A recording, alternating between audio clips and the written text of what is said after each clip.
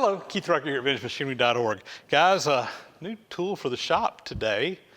This one is a little bit of a surprise, even for me. I was not really looking for one of these or trying to find one, but it found me. What is it? Some of you guys probably recognize this. This is an optical comparator. It's a tool that's used where you can magnify in and actually look at things like tool bits and whatever under some magnification. It has a lot of uses, and honestly, guys, I don't know enough about it right now to tell you what all those are, but I'm hoping that I'm going to be able to, towards the end of this video, show you a few things that I do know that you can do with one. So a little bit about the story. Every machine comes with a story, so I have to share my story. I got a text message this past weekend from a viewer and a friend who lives about an hour north of me, and he was down in the panhandle of Florida. He was doing a little picking. He went into a shop that he had found that had some tools for sale, and lo and behold, they had this optical comparator sitting there. He inquired about it. They told him what he wanted. He said, I have no need for one, but my friend Keith may want it. So he sent me a text message, sent me some pictures, told me what the guy was asking. I looked at it, and quite honestly, my first impression was I need that machine like I need another hole in my head. But I just can't resist myself. I just can't. So I made an offer on it via text message. I said, no, I won't pay what he's asking, but I will pay this. I'm a buyer at this amount. Honestly, guys, I was throwing him a lowball offer. I thought he was going to laugh me out and say, no, can't do that. But before I turned around, he accepted my offer, and there I was. I had just bought an optical comparator. Fortunately, my friend who was down there, he said, you know what, I'll just go ahead and pay him for it. You can pay me back, and I'll load this thing up on my truck. He had to come right through Tifton on his way home, and he swung by the shop, and we unloaded this thing last night. So last night, I did come in here. I was playing around with it, and I plugged it in. I was a little bit skeptical about plugging it in because the power cord on this thing was extremely brittle, and I could kind of maybe see a few bare wires in there. I said, well, I'm going to just plug it in and see what happens.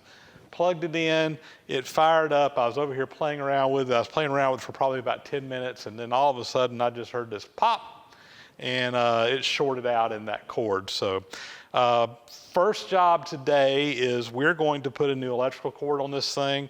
Hopefully we did not damage anything when it shorted out. I don't think we did. I think it just tripped the breaker, and I'm hoping everything's going to be good, but hopefully it didn't mess any of the electronics up in here or bust one of these old-timey light bulbs that's in it or anything like that. So come along for the ride. Let's see if we can get this thing fired up and going, and hopefully if we can, I'll show you a few things that you can do with an optical comparator, and I've got a lot more to learn about them as far as that goes. So here's the problem, guys. This is the power cord, and actually when I first looked at it, I didn't see any bare wires. I do see bare wires in there now, and that shorted out a while ago and tripped my breaker. I don't think it did any damage to the machine itself. It just shorted out right here, but we're going to replace this power cord. Unfortunately, it's going to be a little bit of work to do it. So the power cord kind of comes in right here, and there was a panel on the back. I said, oh, no problem. I'll pull that panel out. I'll be able to access the electricals where the wires go in.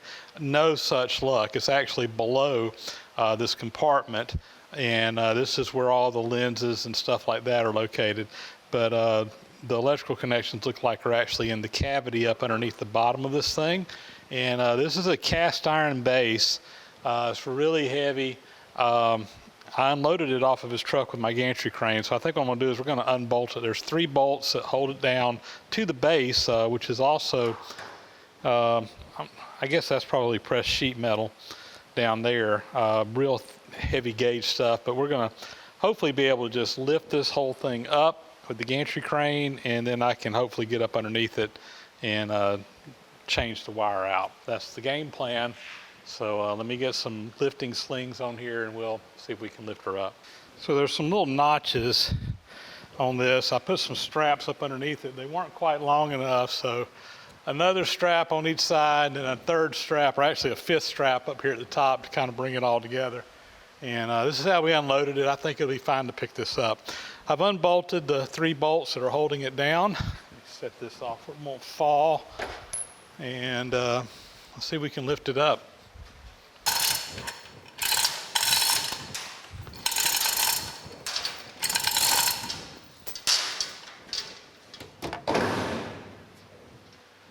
kind of stuck to the base. And the front of this is clearly heavier.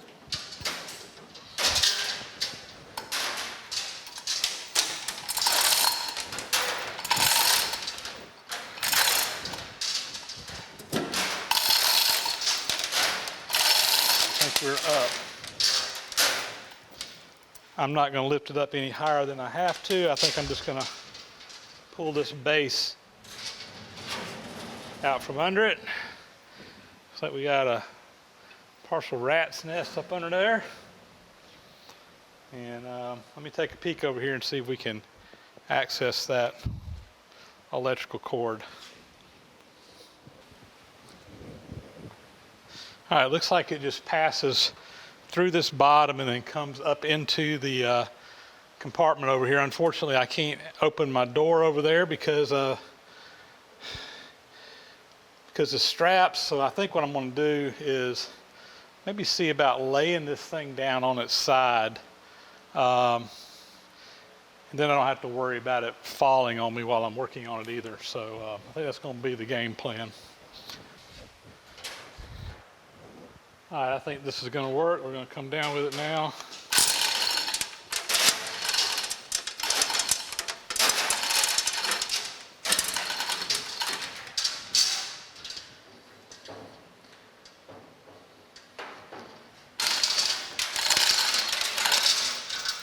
All right.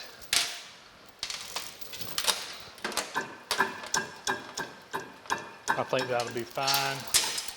That's the table bumping on here that's making that noise. But I think this is going to be fine. All right, let me get my straps off and see if we can access that wire a little bit better. So again, the power cord comes in the bottom. It just comes into this void up underneath the bottom. It makes a 90-degree bend and it comes up inside. There's a power block in here. Let me see if I can show you that.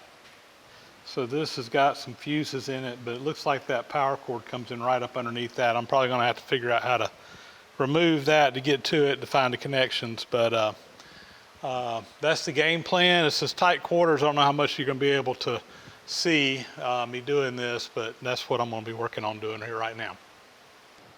So I got this old cord out, and this thing, it's just unbelievable how brittle all the wires are on this thing, inside and out. Even the wires on the inside, if you just bend them, it just cracks that insulation off of it. So anyway, out with the old.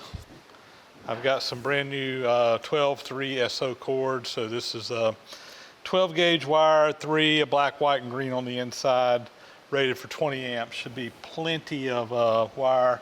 I'm gonna feed it on in here and we'll reconnect this. Basically, there's a black, white, and a ground, positive, neutral, and ground. They all had just a terminal crimped on them, and it goes into a terminal block in there, 3 wires. So let me get all this stuff hooked back up, and hopefully we'll be in better shape. Well, that was quite an ordeal. Very tight quarters in here. I was able to have access, but unfortunately there's a screw right up here in this very front edge. You can't see it, you can't get your head in there to see it. I finally got in there with a mirror, and I had a flashlight in my mouth, a mirror in one hand, and a screwdriver in the other, trying to get that screw lined up and tight, but we got it. It took some work. And new power cord, new plug, everything's ready to go. I'm gonna plug this thing in and hope we don't see any sparks like I saw earlier, and hope we didn't fry anything whenever we had our short a while ago. So let me zoom you out. We're gonna plug in and we're gonna see if this thing turns on. So here we go. I've already tripped my breaker over there, and let's hope we don't get no sparks here. Okay, we're plugged in. Now let's this is the switch. Hear a buzz. All right, we got a light. So yep, this is the vertical light. I think we're working. All right, guys, I'm gonna set all this back down, and we're gonna give this thing a good cleaning, try to clean up all these lenses and stuff that are covered in dust, and then let's see if we can make this thing work. I think we're ready to go back up.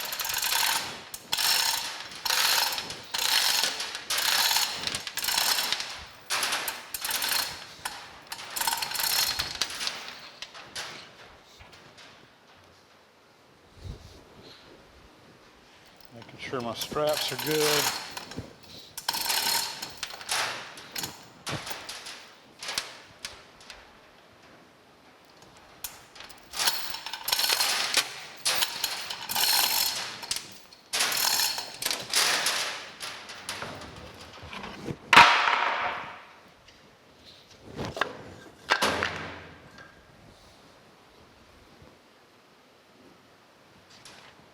Bringing her back down.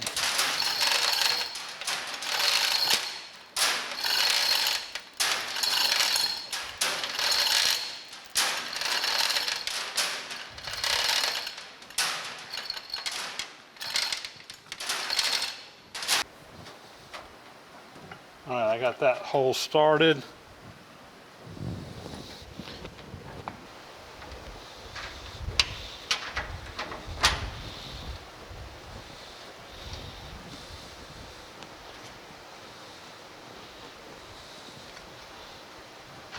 All right, I think I got that one started. There we go. And that one is started as well.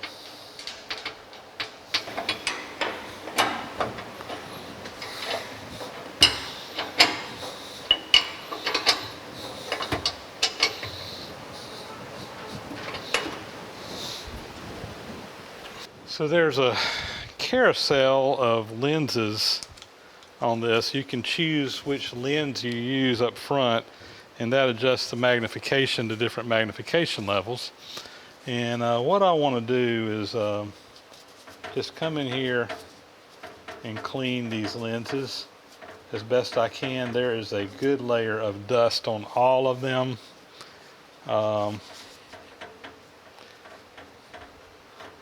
And I just want to try to clean them up as best I can.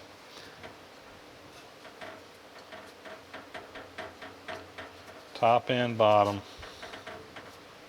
And I think that'll help go a long ways toward helping me be able to see clearly with this thing.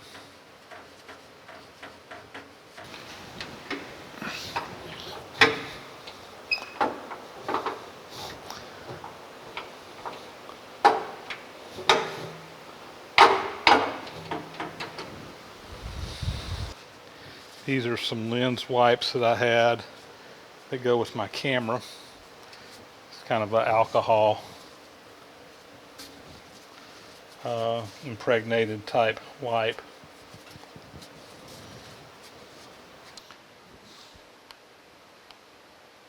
This is what I'm using. It's a little lens cleaning wipe made by Zeiss, so this should be fine to use on these optics.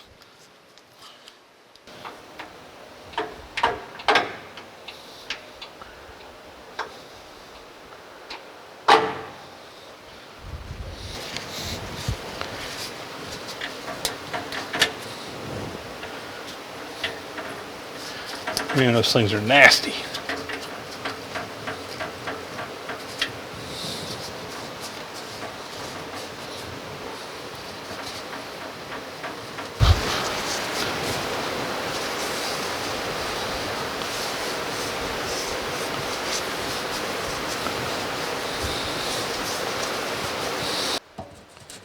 And we're going to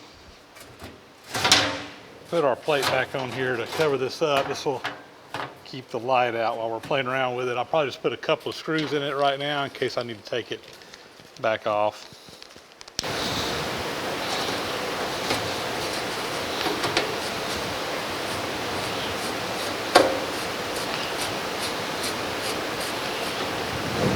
So I think we're ready to play with this thing and see if we can figure out how to use it a little bit. I am by no means an expert on an optical comparator.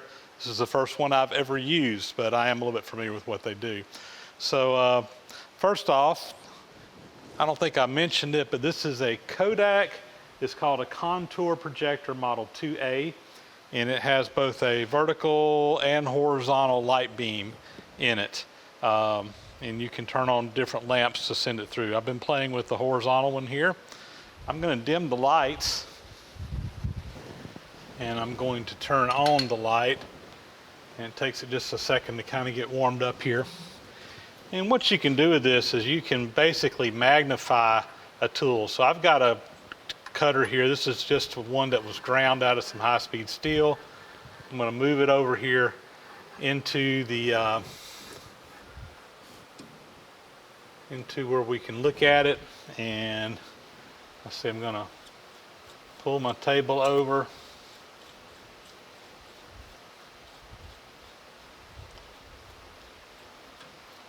And I'm going to focus it a little bit here by moving the table in and out from me. I'll move the table in and out and kind of adjust the focus here, get my focal length just right, and until that comes in nice and sharp right there. And I'm going to lower the part down. And what you can see now is I got a magnified view of that cutter that's there, so I can really kind of look at it and, you know, see if there's any problems with it or whatever. You know, I'm sitting here looking at it, and one thing I'm noticing on this one, this was just a piece of hand ground high-speed steel, but it looks like to me this side here is not straight. If I want to check that angle, if you look, there's some crosshairs on here, and you can read around the outside the angle. So I'm just going to rotate that and line that up, and yes, it is not perfectly straight, but now I can read my angle over here. That was, this thing gets hot, there's a bulb in there, no LED stuff here, and that looks like it's, we started at 90 degrees, and right now it's at, where are we? So about 103 degrees. So you can figure out your angles in there very easily and get a close-up look. We're on 10x magnification right now, and I'm gonna go up to 20x. So, okay, same thing here. Now you can see the same thing, but closer in. Looks like there's some trash on there, just some fuzz. Probably wipe that off with my finger. Oh, got it out of focus.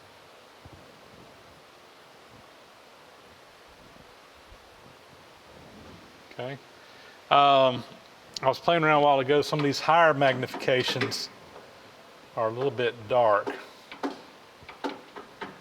Okay, so that's at 31.25 power.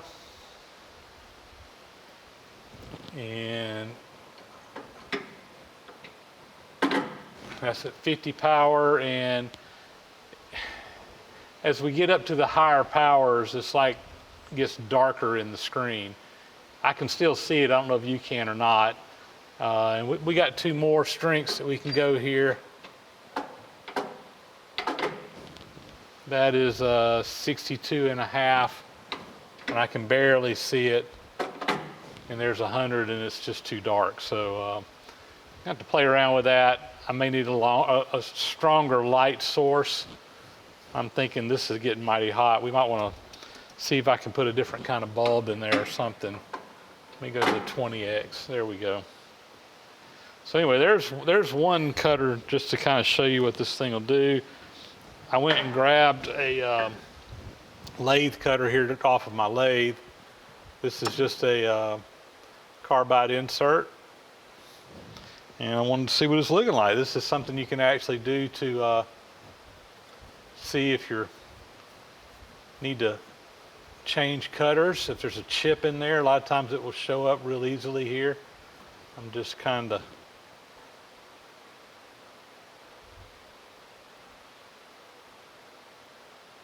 all right, let me see if I can focus that now.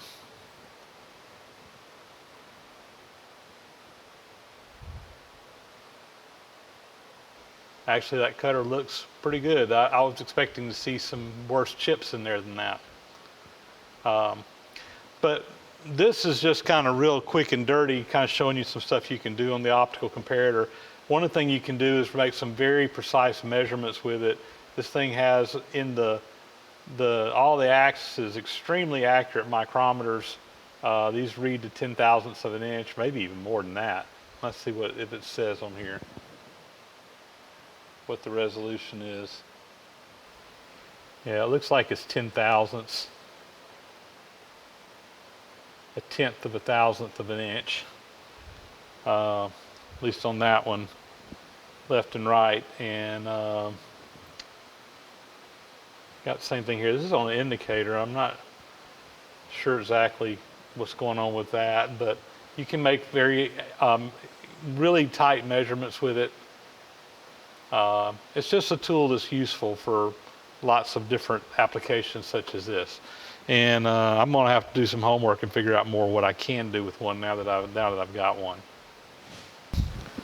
Try to stay out of the way here a little bit. I went and got a little bitty small tap. This is an 832 tap, and I'm just kind of bringing it into the screen where you can see it.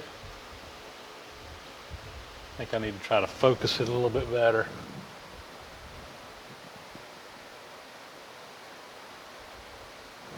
There we go. So see, there's some trash and fuzz down in there, but you can see the teeth in there and see the form. So again, just to be able to take a good close-up look of stuff, and many more things that I've still got to figure out. So there you go, guys.